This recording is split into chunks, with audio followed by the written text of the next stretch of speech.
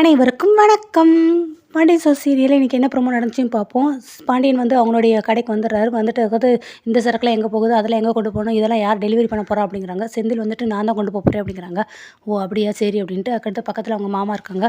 ஏன் மாமா இன்றைக்கி என்ன நினச்சின்னு தெரியுமா உங்களுக்கு அப்படின்னு அந்த தாத்தாட்ட பேசுகிறாங்க. என்னப்பா என்ன வீட்டில் ஒரே பிரச்சனையாக தான் மாமா இருக்குது அப்படிங்கிறாங்க. ஏன் பாண்டியா என்ன அப்படிங்கிறாங்க. இல்லை அந்த ராஜி பொண்ணு திருப்பி பழையபடி டியூஷன் எடுக்க போகிறேன்னு சொல்லி பிரச்சனையை கிளப்பி விட்டா அதுக்கு யார் உறுதுணையாக இருக்காங்கன்னு தெரியுமா, நம்ம மீனா தான் மாமா இதெல்லாத்தையும் நீ செய் அதை செய்யின்னு சொல்லி எல்லாத்தையும் சொல்லிக்கிட்டு இருக்கா அப்படிங்கிறாங்க. அவனே இதெல்லாம் கேட்ட செந்திலுக்கு வந்து பயங்கரமாக கோவம் வந்துடுது. எப்படினாலும் அப்பாட்ட பேசியே ஆகணும் அப்படின்ட்டு தைரியத்தை வரவழி செந்தில் அப்படின்னு சொல்லிட்டு அவர் பேசுகிறாரு. அப்பா நீங்கள் மீனா பற்றி சொல்கிறது ரொம்ப பெரிய தப்புப்பா, எதுக்குப்பா நீங்கள் மீனா அப்படி பேசுனீங்க, இருந்தாலும் நீங்கள் பேசியிருக்கக்கூடாது அப்படின்னு சொல்கிறாங்க. ஏன்டா டேய் நான் என்னடா பேசுனேன்னு. ஆமாப்பா அவள் வந்து வீட்டுக்கு வந்ததுலேருந்து எல்லாரை பற்றியும் ரொம்ப அக்கறையாக தான் யோசிச்சுட்டு இருக்கா. ஆனால் நீங்கள் என்னடனா எல்லா பிரச்சனையும் அவள் தான் கிளப்பி விட்றா, எல்லாத்தையும் அவள் தான் பரப்பி விட்றா அப்படின்னு சொல்லி அவளை பற்றி ரொம்ப பேசிட்டீங்க. நீங்கள் பேசுன எல்லாமே ரொம்ப தப்பு தான்ப்பா அப்படிங்கிறாங்க. பக்கத்தில் அவங்க தாத்தா வந்துட்டு எப்போ செந்தில் யார்கிட்ட கவ பேசுகிற, என்ன இப்படி படபடன்னு பிடிச்சி தள்ளிட்ட அப்படின்னு சொல்லி அவர் சொல்கிறாங்க. பார்த்தீங்களா மாமா, மீனா கிட்டக்க நான் பேசுனது தப்பா, அந்த பிள்ளை என் பொண்ணு மாதிரி தானே நினச்சிக்கிட்டு இருக்கேன் நான். ஏன்டா என் மருமகிட்ட எப்படி பேசணும் என்ன தெரியாதா, போடா நீ உன் வேலையை பார்த்துட்டு நீ சொல்லி கொடுக்குறியாங்க அவங்ககிட்ட எப்படி பேசணும்னு, போட போய் முதல்ல டெலிவரி பண்ணுறா அப்படிங்கிறாங்க. பக்கத்தில் பழந்துட்டு வா செந்தில் வா டெலிவரி பண்ணணும் இல்லை வா அப்படின்ட்டு அவரை அப்படியே கூட்டிட்டு பார்சலாம் கையில் எடுத்துகிட்டு வந்துடுறாங்க. வாடா செந்தில் என்னடா இப்படி ஆகிட்டு படபடன்னு பிடிச்சி தள்ளிட்டு எப்பறம் உனக்கு இவ்வளோ தைரியம் வந்துச்சுன்னு. பின்ன என்னம்மாம்மா மீனா ரொம்ப பாவம்ல, அவளுக்காக நான் தானே பேசணுன்னே. அதுவும் சரி தான் நீ சொல்கிறது, அவளுக்காக நீ தான் பேசணும். சரிடவா நம்ம போய்கிட்டே பேசுவோம் பாரு, அவராட்டி போகிறவங்களை நிப்பாட்டி திருப்பி படப்படன்னு பொறிச்சு தள்ளுறதுக்காக வயச வைய போகிறாருன்ட்டு பழனி வந்து செந்திலை கூட்டிகிட்டு போயிடுறாங்க. அடுத்த அந்த தாத்தா இருக்காரு. என்னப்பா செந்தில் இப்படி தைரியமாக பேசிட்டியா உங்ககிட்ட அப்படிங்கிறாங்க. பார்த்தீங்கன்னா மாமா என்கிட்ட எப்படி பேசுகிறான் அப்படின்னு சொல்லி எடுக்கிறாங்க. ஏப்பா விழுப்பா, நீ கோமதி யாராவது திட்டுனா நீ வந்து சும்மா இருப்பியா அப்படிங்கிறாங்க. அது மாதிரி தானே அப்போ உன் பிள்ளைகளும் அப்படிங்கிறாங்க. இல்லை நான் வந்து மீனாவை என் மகளாக தான் நினைக்கிறேன், அந்த பிள்ளையை வந்து உரிமையில் நான் திட்டக்கூடாதா, எனக்கு அந்த உரிமை கூட கிடையாதா, இவன் நம்ம உரிமையே இல்லாத மாதிரிலாம் பேசுகிறான் அப்படின்னு சொல்லி பாண்டியன் முடிச்சிடுறாரு. நெக்ஸ்ட் இங்கே சரவணுக்கு வந்து நம்ம தங்கமயிலேருந்து சாப்பாடு கொண்டு போகிறாங்க. சாப்பாடு கொண்டு போய் பரிமாறுறாங்க. எல்லாம் சாப்பிட்டுட்டு இருக்காரு. மாமக்கிட்டக்கு இது இப்போ உடனே சொல்லவா அப்படின்னு சொல்லி யோசிக்கிறாங்க. இல்லை வீட்டில் நடந்த கொஞ்சம் நேரம் நிதானமாக பேசுவோம், உடனே பேசுனா தான் பிரச்சனை வருதுன்ட்டு தனக்குத்தானே பேசுகிறாங்க. என்ன மயில் உனக்கு நீயே பேசிக்கிட்டே இருக்குன்னு. அதில் ஒன்றும் இல்லை மாமா, நீங்கள் சாப்பிட்றதானே, ஏன் என்ன பேசுனேன் அப்படிங்கிறாங்க. அப்புறம் வந்து அழுதுறாங்க. என்ன மயில் என்னாச்சு ஏன் அழுகுற அப்படிங்கிறாங்க. அம்மா வீட்டில் ஏதாவது சொல்லிச்சா, அம்மா திட்டுனாங்களா அப்படிங்கிறாங்க.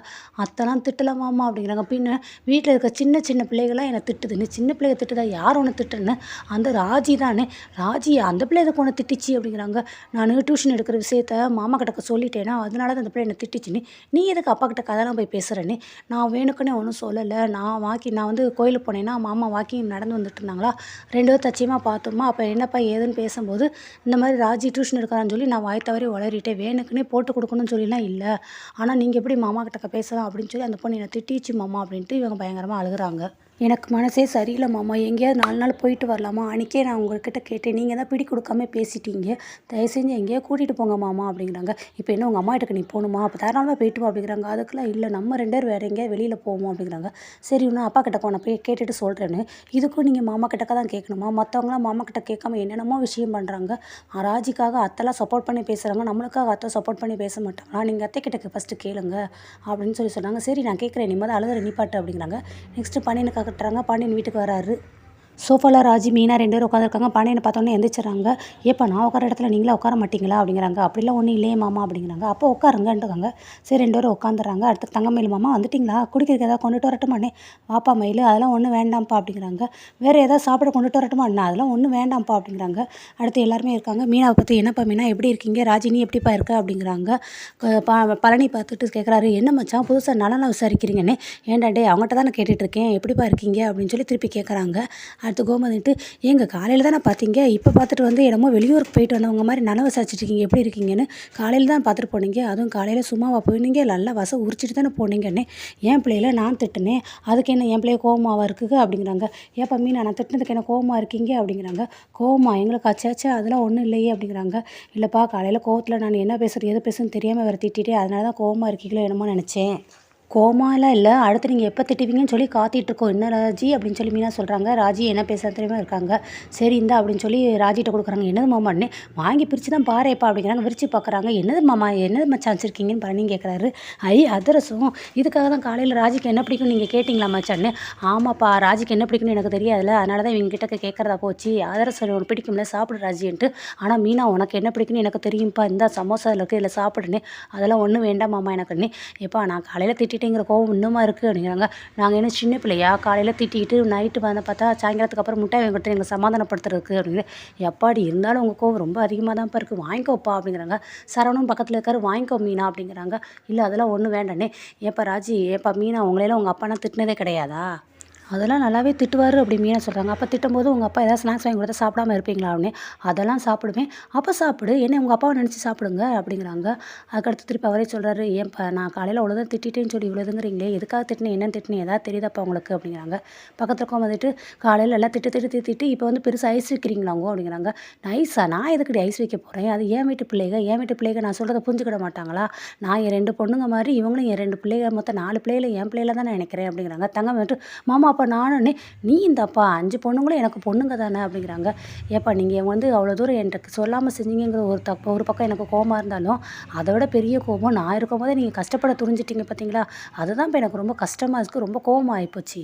ஏப்பா ராஜி, பெரியவங்க நான் இருக்கும்போது நீ எதுக்கு இப்போ டியூஷன் எடுத்து கஷ்டப்பட நினச்சிட்டு இருக்க, அதெல்லாம் ஒன்றும் வேண்டாம்ப்பா. திட்டுறதுக்கு உரிமை இல்லைன்னா சொல்லுங்கப்பா, நீங்கள் 2 பேரும் நான் உங்களை இனிமேல் திட்டவும் மாட்டேன், நீங்கள் என்ன செஞ்சாலும் எதுவுமே கேட்கவும் மாட்டோம் அப்படிங்கிறாங்க. சொல்லுங்கப்பா, உங்களுக்கு திட்டுறதுக்கு எனக்கு உரிமை இல்லையா அப்படிங்கிறாங்க. ஐயோ மாமா, அப்படிலாம் ஒன்றும் கிடையாது, நீங்கள் எங்களை தாராளமாக திட்டலாம் அப்படின்னு ராஜி சொல்கிறாங்க. எனக்கு கோவம் வருத்தம்லாம் என்ன அப்படின்னா, என்னால் பாவம் அக்காவும் திட்டு வாங்கிட்டாங்க, அத்தைக்கும் திட்டு விழுந்துச்சு, என்னால் மற்றவங்கெல்லாம் கஷ்டப்பட்டாங்கன்னு எனக்கு அந்த ஒன்று தான் மாமா அப்படிங்கிறாங்க. ராஜி வந்துட்டு, எப்போ யாருக்கு மேலே தான்ப்பா நியாயம் இல்லை, உனக்கு உன் பக்கம் நியாயம், கோமதிக்கு அவள் பக்கம் நியாயம், மீனாவுக்கு அவள் செய்கிறது நியாயம், எல்லாருக்கும் அவங்கவுங்க பக்கம் நியாயம் இருக்க தான்ப்பா செய்யுது. அதுக்குன்னு நம்ம நினச்சி எல்லாத்தையும் செய்ய முடியுமா? ராஜி, இப்பயும் சொல்கிறேன்னு சொல்லி எதுவும் தப்பாக நினச்சிக்கிடாதப்பா, டியூஷன்லாம் வேண்டாம், விட்டுருப்பா, உனக்கு என்ன வேணாலும் மாமா என்கிட்ட கேட்கலப்பா, உங்கள் அப்பா கிட்டக்க நீ கேட்க மாட்டியா உரிமையா, அது மாதிரி எது வேணாலும் என்கிட்ட கேளுப்பா அப்படிங்கிறாங்க. அது இல்லை மாமா, நாங்கள் 2 பேர் தான் போய் கல்யாணம் பண்ணிக்கிட்டோம், அதனால் எங்கள் 2 பேருக்குரிய செலவு வந்து அவர் ஒருத்தரே தனியாக பார்க்குறாரு, பாவம் எனக்கு அதான் ரொம்ப கஷ்டமாக இருக்குது, நைட்டும் ரொம்ப நேரம் லேட்டாக வராரு, கண் முழிச்சு வேலை பார்த்துட்டே இருக்காரு, தூங்குறது ரொம்ப கம்மி, எப்போ பார்த்தாலும் டயர்டாகவே இருக்காரு, அதனால தான் அவருக்கு ஹெல்ப் பண்ணலாமே அப்படிங்கிறதுக்காக தான் நான் டியூஷன் எடுக்கலாம்னு நினச்சேன். அது எல்லாம் அவனோட திமிருப்பா, திமிரால் அவன் வேலை செய்யணுங்கிறது இருக்கு அவனுக்கு. அவன் வந்து உப்பு தின்னவன் தண்ணி குடிச்சா ஆகணும்னு சொல்லுவாங்களே, அது மாதிரி அவன் தண்டனை அனுபவிக்கிறான்ப்பா. அவன் கஷ்டப்படுறான்னு சொல்லி நீங்கள் எதுவும் ஃபீல் பண்ணாதீங்க, அதுக்காக நீங்கள் எதுக்குப்பா கஷ்டப்படணும், அதெல்லாம் ஒன்றும் தேவையில்லை சரியா, எது வேணாலும் மாமா கிட்டக்க தைரியமாக உரிமையாக கேளு அப்படிங்கிறாங்க. இந்தாப்பா எடுத்து சாப்பிடுப்பா அப்படிங்கிறாங்க. மயில், நீ இருக்கிறதே மறந்துட்டேன்ப்பா, இந்தாப்பா நீ என்ன எடுத்து சாப்பிடு அப்படிங்கிறாங்க. இல்லை மாமா, அக்கா வந்து கடப்பலவரம் சாப்பிட மாட்டாங்க அப்படின்ட்டு மீனா சொல்கிறாங்க. அப்படியேப்பா, கடப்பலவரம் சாப்பிட மாட்டேன்னு? இல்லை மாமா சாப்பிட மாட்டேன்னு. அப்போ சரிப்பா, அந்த கோமதி நீ எடுத்து சாப்பிடு, நீங்கள் சாப்பிடுங்கப்பா எல்லாரும் அப்படிங்கிறாங்க. கோமதி, அவனை வந்து ஆனால் இனிமேல் அவன் செலவு ராஜி செலவு எல்லாத்தையுமே நானே பார்த்துக்கிறேன், அவன் வந்தானே அவனை கடைக்கு வந்து வேலை பார்க்க சொல்லு அப்படிங்கிறாங்க. சரிங்க அப்படிங்கிறாங்க. அதுக்கடுத்து கதிர் வந்துடுறாரு. கதிர்கிட்ட நைட் வந்து கோமதி பேசுகிறாங்க.